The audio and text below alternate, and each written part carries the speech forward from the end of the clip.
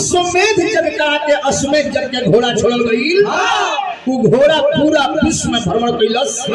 घोड़ा के लीलार पर लिखा रहे तांबा के पुत्र में घोड़ा को जो पकड़ेगा अर्जुन से युद्ध करेगा। घोड़ा के बहुत लोग पकड़ल, घोड़ा से पकड़ के अर्जुन से युद्ध कैल। कितना लोग जीतल, कितना लोग हारल, लेकिन वह घोड़ा अचानक पहुंच गई जिला छपरा में। कहाँ बा? रतनपुरा में मूर्धज राजा की रहे ऊंची अटारी। खेलत कूदत बबुआ जैसे आ गईले फुलवा। अर्जुन का घोड़ा राजा मूर्धज के फुलवारी में बगीचा में पहुंचल रहे। राजा मूर्धज के 9 साल के बेटा जमुना के नाम रहे ताम्रध्वज खेलत वही फुलवारी में आई। सुंदर घोड़ा देख के बबुआ ने दिल निहाल भइल। ऐसा सुंदर घोड़ा कैसे हमारा राज में आए। लपक के लगाम पकड़लस। लगाम जैसे पकड़लस तले अर्जुन के सेना पहुंच गई। अर्जुन देखले घोड़ा के बालक पकड़ ले 9 साल के, लेकिन बालक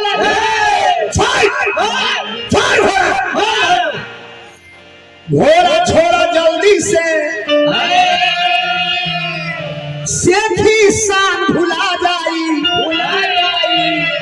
माई की गोद खाली होई, बाप के नाम बुता जाई।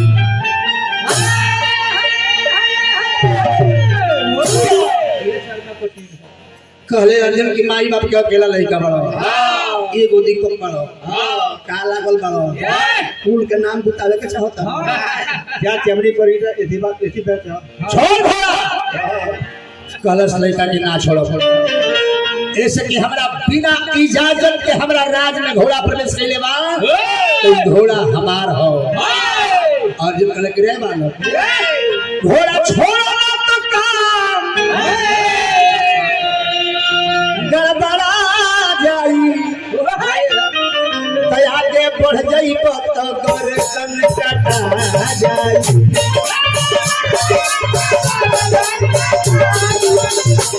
आगे बढ़ जाई तो गर्दन कटा जाई।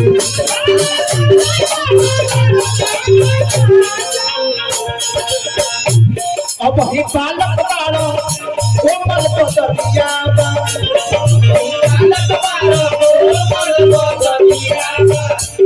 अब ही बालक बाड़ो कोमल ही बदरिया बा।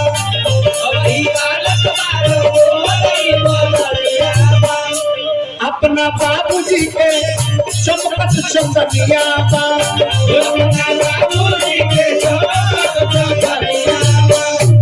पतिया माना तनी हमसे जानी नारी बड़ा हो।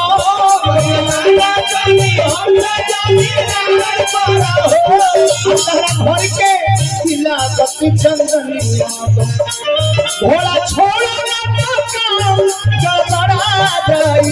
दया के बढ़ गई तो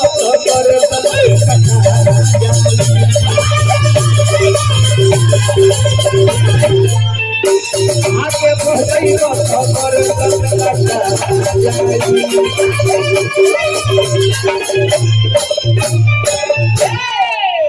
कहलस कि ना छोड़ घोड़ा।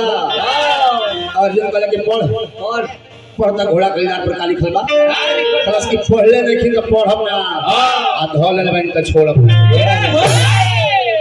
अर्जुन कहले कि अरे मूर्ख युद्ध करना होगा युद्ध। और तू बालक है, तोरा खेले खाए की उम्र बा, घोड़ा छोड़ दे। कहलस कि ना ना ना अर्जुन भुला जाइ हो। आज जहां तक युद्ध के सवाल बा तो तरह से युद्ध करो, बाकी पहले घरे जाए घोड़ा बांध के तब आए तब तरह से लड़ाई करो। लड़का घरे गई, अनमोल पान दुकान 51 रुपए के पुरस्कार यादवपुर से हार्दिक अभिनंदन करब। लड़का घरे गई, घोड़ा के बनलस, माई देखली कांपे लगली। कहली कि बबुआ ई का करी हलो? अरे सबका पर विपत आफत आवेला, आ तू जान के विपत बोला है। अरे विपत्तिया बबुआ हो तू जान के बुलाली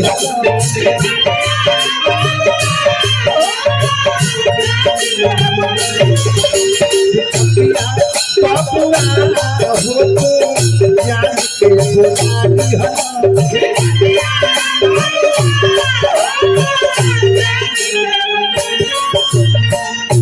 कहे रानी रोई रोई हमरो कतिया पवन होई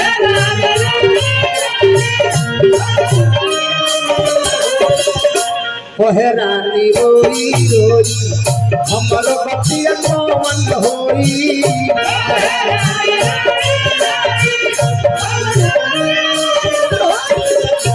लगता कि आई फतिया बबुआ हो तू जान के बुलाली हलो विपतिया बबुआ हो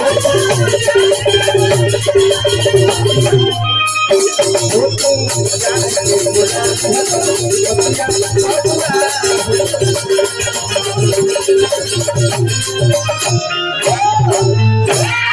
कहलस लड़का की माई जब ले तहर आशीर्वाद रही तले तेरा बेटा के बाल बाका के होने के कर सकत माई के प्रणाम कैलस बाबूजी के प्रणाम कैलस बाबूजी कहे कि बेटा सेना ले लगलस कि ना पिताश्री आप आशीर्वाद ही मेरे लिए फौज है आपका आशीर्वाद ही मेरे लिए सेना है अब बाबूजी अब माई के आशीर्वाद लेके लेकर रण मैदान में चल दिए रण मैदान में जाके रण मैदान में खा गए अर्जुन अर्जुन कौन चलाओ कहले अर्जुन के रे बालक तोरा पर हम कहाँ बाढ़ चलाएंगे अरे तोर चेहरा देख के तोरा से लड़ाई करे के मन नहीं करता तोरा से प्यार करे के मन करता घोड़ा छोड़ दे मित्रता करे के ना अर्जुन वीर पुरुष मुख से नहीं अस्त्र शस्त्र से बात करते हैं बाढ़ चलाओ अर्जुन तो रण मैदान में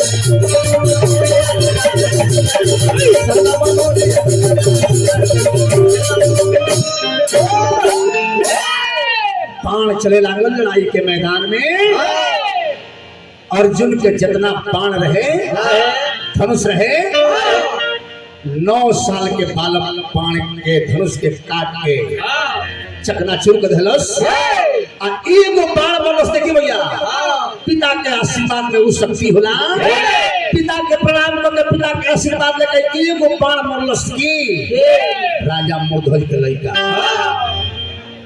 एगो बाण 10 हाथ आगे गईल तो एगो बाण में से 10 गो बाण हो गई अब 10 बाणवा 10 हाथ आगे गईल तो 10 बाणवा में से 10 गो बाण हो गई 100 गो बाण हो गई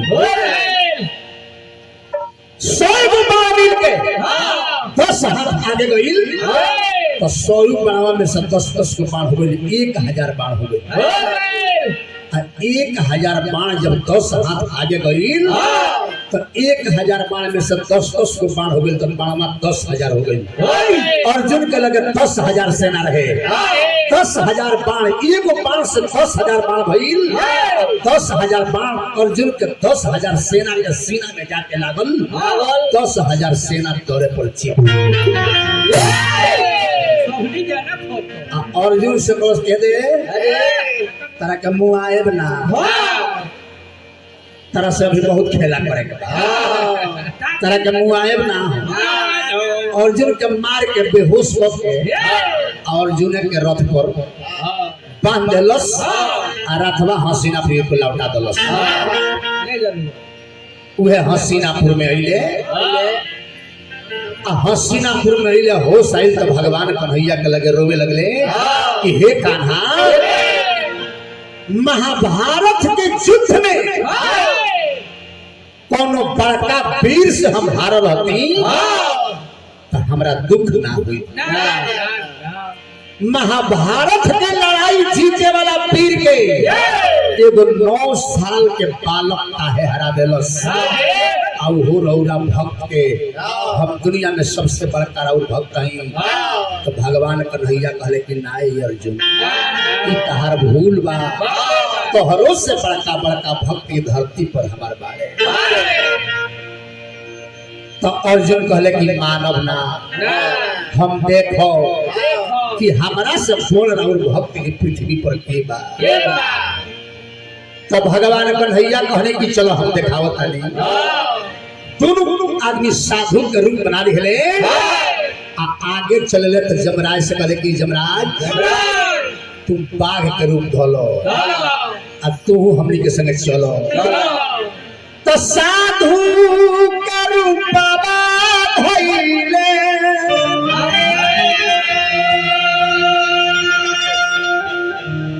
आज जमराज बाघरे भइले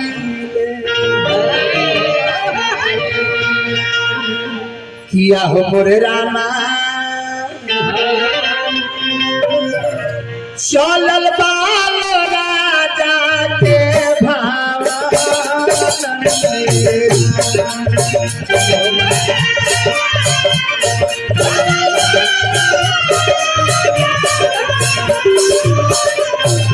किया हो मोरे रामा चलल बाल राजा के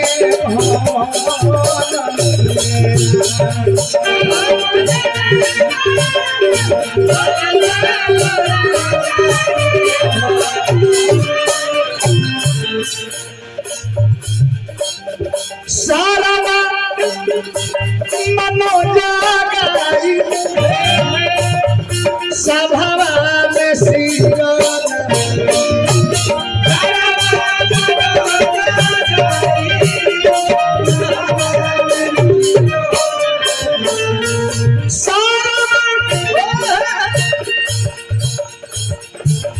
बोलिए राम बोलिए।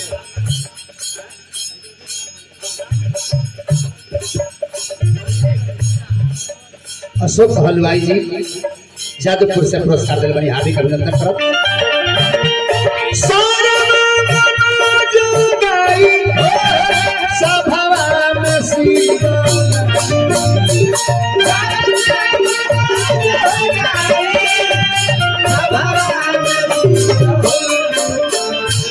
किया हो राम किया हो गोरे राम कली जी हल्ला राजा के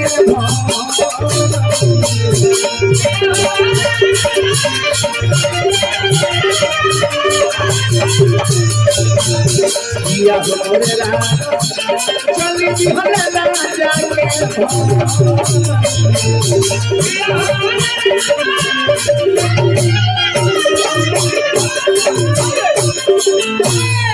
राजा के भवन में पहुंचल लो आदर स्वागत भइल। राजा पांव पखरले सिंहासन पर बैठौले कहले कि बाबा धन्य भाग हमारे जो आप महात्मा पधारे। कहल जाओ कैसे सेवा करी। तो साधु लोग कहल कि राजा भूखिया हमने के सुनले बानी सन कि तहरा दरबार से केहू खाली ना लौटेला। तो हमने के भूख लागल बा राजा भोजन करई। राजा कहले कि अवश्य बात। साधु लोग कहल कि भूखिया लगल बाटे भोजन करई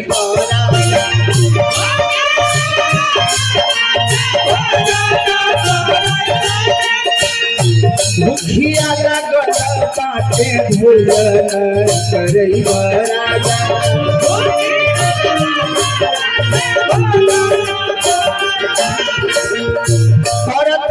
बनवा में विचार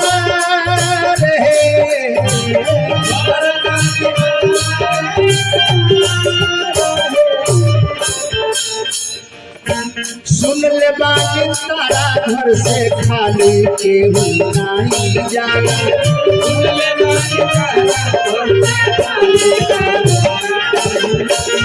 सुन ले बानी तारा घर से खाली केहू नहीं जाना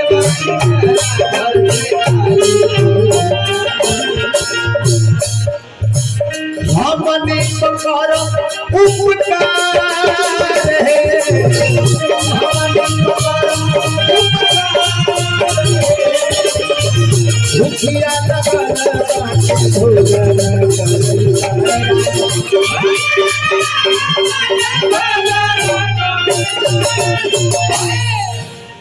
कहले राजा के बस मालिक भोजन द्वारा सबके किराए पर सब स्थान पकड़ी बैठी विश्राम करी साधु लोग कहल कि राजा हमने के भोजन करब एगो शर्त बा हमने के संगे एगो बाघ बाड़े उन्हों के खियावे के राजा कहले कि कोई सर्व सब सोच लेने कि रौरा लोग के खियावे और बाघ ना खाई और बघवो खाई राजा से साधु लोग कहल कि सोच लो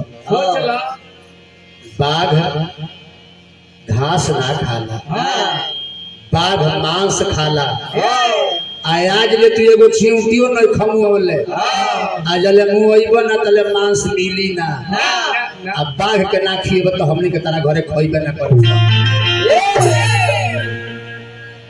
बताओ राजा मांस कहां से मंगइबो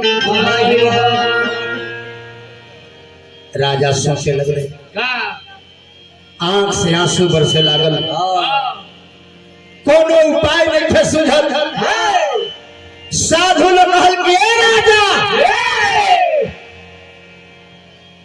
दूसरा जीव जंतु के मरबो तहरा दोष लागी तहरा बेटा में तहार खून बा तहरा पसेना के कमाई खा के सियान भइल बा यदि अपना बेटा के मांस हमरा बाप के खिया देता रहो तो हमने के भोजनो हो जाई तहार उपकार भी हो जाई तहरा पर दोष भी ना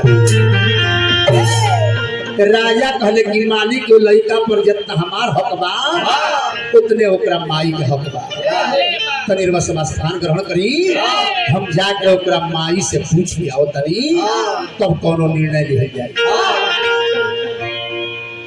राजा महल में गईले उदास बारे रानी पूछतारी कि सुनी सुनी स्वामी नाथ अरे पूछतानी एको बात काहे भइले मनावा मलिन मोरे राजा जी मालिक आज लेरवा के उदास देखले नहीं आज उदासी के कारण तो राजा कहले कि हे प्राण प्रिय हम एगो वचन हार गइल बानी साधु आइल बा वो लोग के सत्कार करे के बा बाकी वो लोग के समही एगो बाघ बा वो बाघवा के ना खियावल जाई तो साधु लोग ना खाई आ साधु लोग कहल कि अपना लइके के मांस हमने के बाघ के खिया दो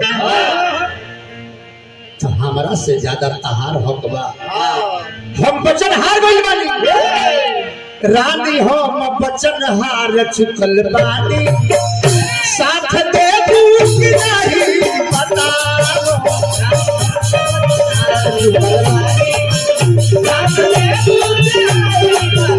रानी हम वचन हार चुकल बानी साथ दे कि नहीं बताओ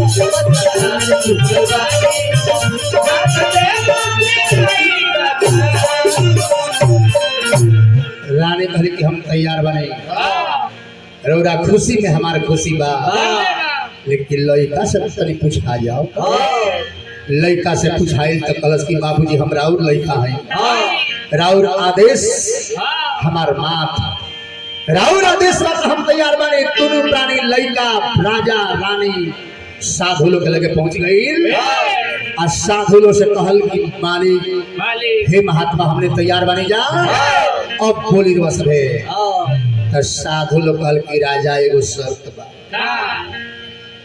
ए लड़का के जल्लाद ना मारी, ए लड़का के स्वयं राजा रानी मिल के तहन लो अपना हाथे खुद करबो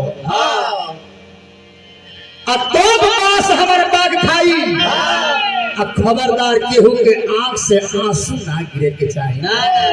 यदि केहू के आंख से आंसू गिर जाई तो हमारा बाग मांस ना आरा मंगवावल गई। लड़का माई के आचरवा पकड़ के माई से कहे लगल कि माई अरे सुनो मैया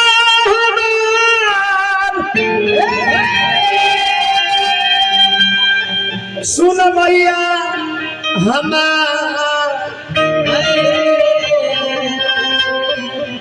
अरे कुल के इज्जतिया मैया राख ली हो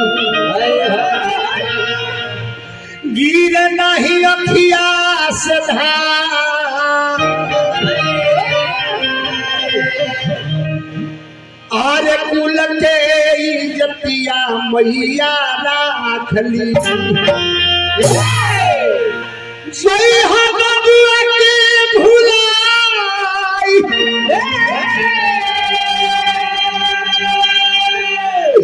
अरे जय हो बबुआ के भुला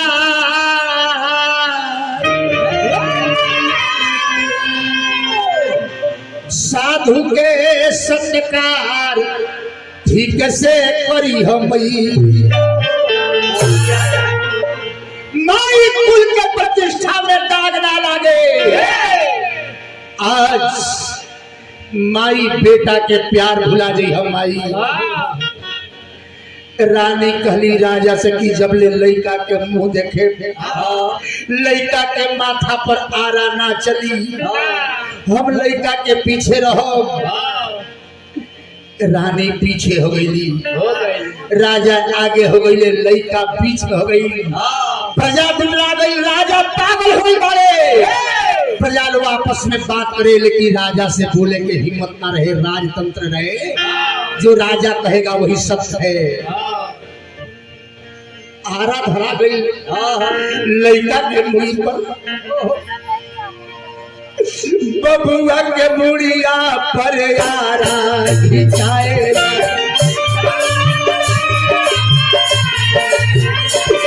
अरे बबुआ के मुड़िया पर यारा खिंचाएला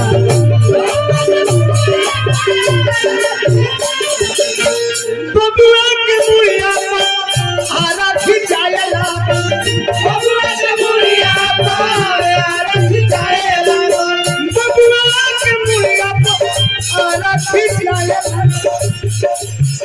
बबुआ के पाया जय अखिया लोराए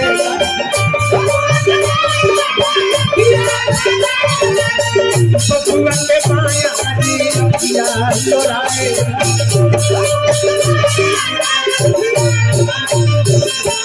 साधु लोग बाया आंख में आंसू देखल खबरदार रख जाओ।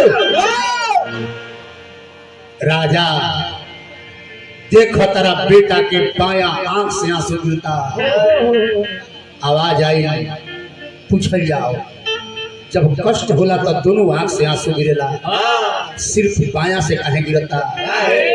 पूछल गई तो आवाज आई कि हमने दो ही ना अब बाया अंग एक के संगे जन्म भई, एक के संगे सियान भईली, दाहिना अंग कौन निमन काम कैले बजाना के मांस बाघ खाई, अब बाया अंग कौन कुकर्म कैले बजाना के मांस बाघ भी नहीं के पूछत।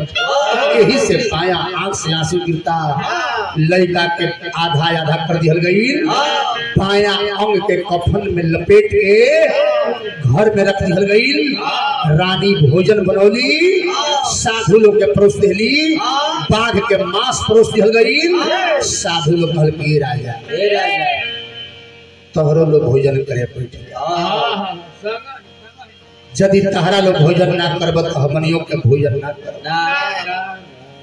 जे घर बेटा इकलौता बेटा जेकर दुनिया में नहीं थे ओकरा से साधु लोग कहता कि भोजन करे बैठ जा, लेकिन साधु लोग के भोजन करावे खातिर रानी भोजन करे बैठ गई, एक तरफ राजा बैठ गए, भोजन करे लागल लोग।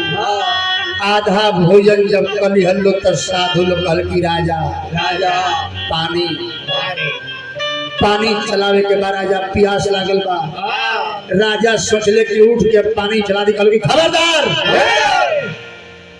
पात में से उठ जाइबो, भोजन झूठा हो जाए तो तहर झूठ हमनी के खाएब जा।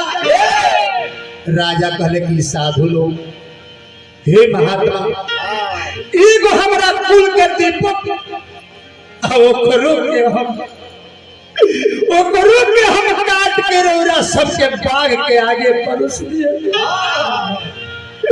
अब हम कहां से केकरा के कहीं पानी चलावे, अब हम केकरा के कहीं पानी चलावे के। साधु लोग कहल कि राजा अपना बेटा के बुलावो, अपना बेटा के बुलावो।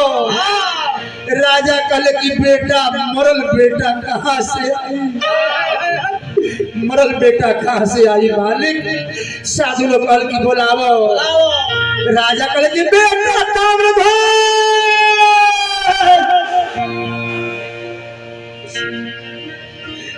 मेरे राजा मेरे लाल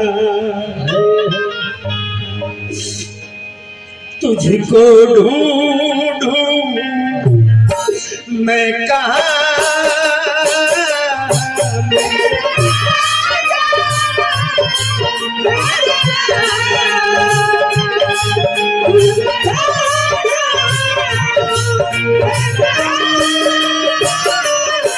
मेरे राजा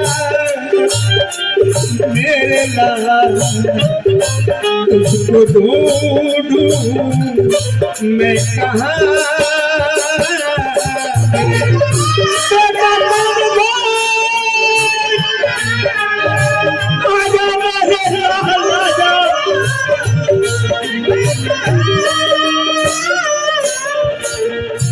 मैया तेरी तुझको पुकारे कहाँ गई हुला मुझको बिसारे।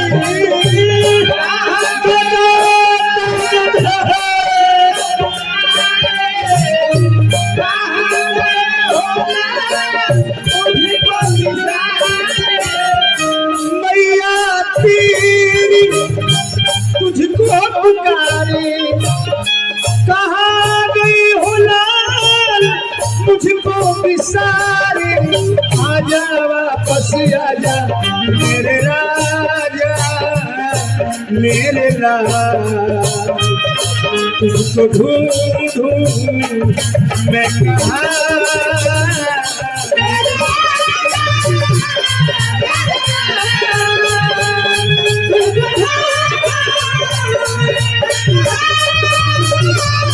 मेरे राजा मेरे लाल तुझको ढूंढूं मैं कहाँ।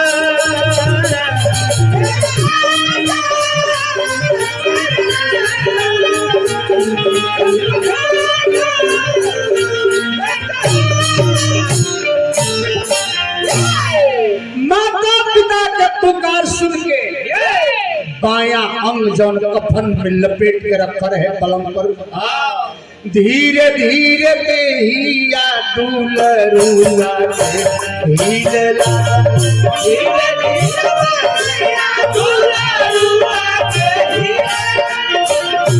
धीरे धीरे देहिया दुलरुआ धीरे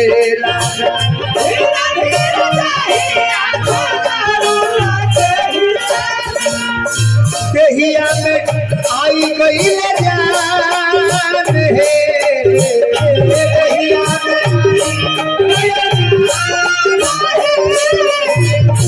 बबुआ उठी के आके पनिया चलावे लगले।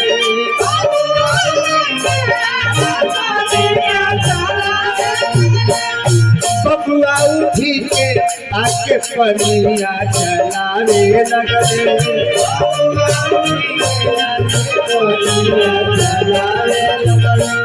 खवले मनोज लयदा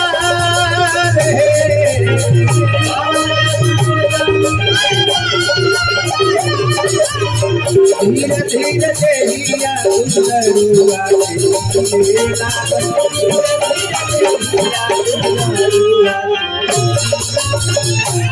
पानी चलावे लागल लइका साधु अपना असली रूप में आ गई। कन्हैया कहले कि हे राजा आज तू परीक्षा में पास हो गई वरदान मांगो। अनमोल पान दुकान 101 रुपए का पुरस्कार है, हार्दिक अभिनंदन। वरदान मांगो तो राजा कहले कि हम तो सिर्फ देवे के सीख ले मांगे के आज ले सीख लही नहीं रौरा सब मांगे आई रही हो जे खुद भोजन मांगे आई रहल ह वो हमरा के खा दे कुछ मांगब ना एगो निहोरा करता कि आज से ऐसा कठोर परीक्षा केहू के मत लिहल जाई न तरह सबके पूजा करी समाज में मान सम्मान घट जाई केहू पूजा ना करी। आ तू सरका बात कहता नहीं कि अभी दुनिया में रह के इच्छा हमरा लगे देखे अब हम चाहता नहीं कि हम पूरा परिवार रौरा संगे रौरा धाम पे चल चली। एगो आकाश से विमान उतरल वही विमान में राजा रानी और ताम्रध्वज बेटा सवार होके भगवान के धाम में चल गए। प्रेम से श्री कृष्ण भगवान की। तो इस प्रकार से राजा